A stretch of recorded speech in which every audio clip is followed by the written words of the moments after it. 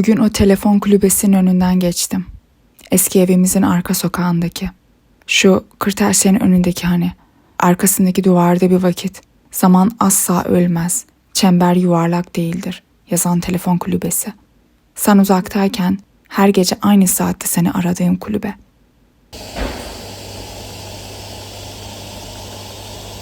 Duvar devlet grisine boyanmıştı. Boyanın kalınlığından tek kat atılmadığı belliydi. Birileri habire yazmış, birileri habire griyi vurmuştu duvara. Duvar bilmeden birilerinin yazılmamış tarihinin kaydını tutmuştu belli ki. Yazılmamış, reddedilmiş, görmezden gelinmiş bir tarihi cümle cümle hapsetmiş içine. Bir arkeolog gibi kaldırsak misal, her katmanı tek tek, titizlikle sıyırsak, altından neler bulurduk Allah bilir.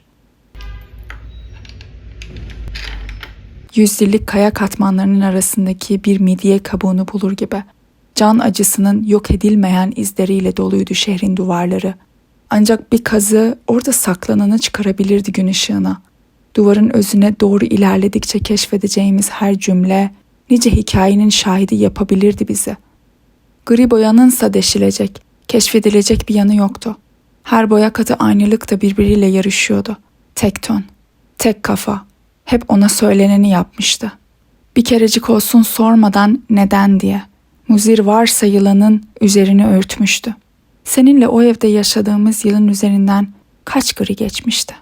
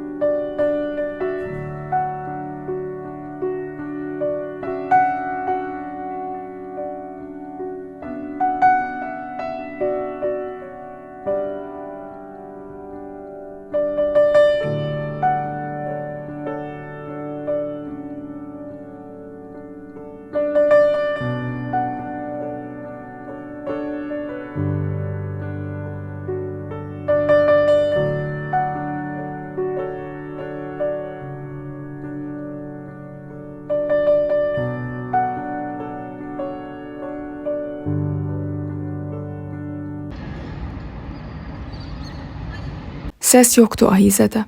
Sesin artık yoktu. Hattını çoktan kesmişler ama nedense telefon kulübesini öylece bırakmışlardı.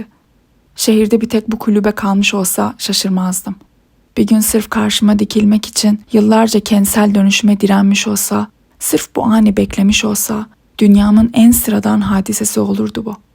Hayat beni böyle köşeye sıkıştırmayı, gözümün içine baka baka çelme takmayı severdi.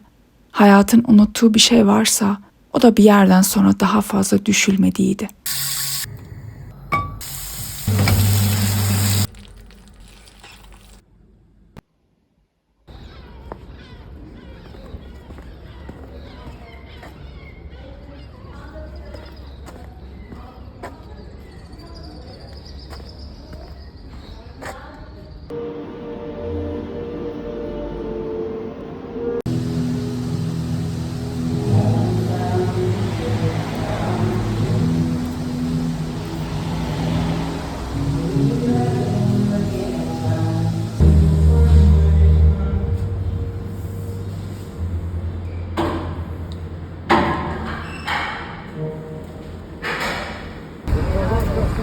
Biraz sorun var.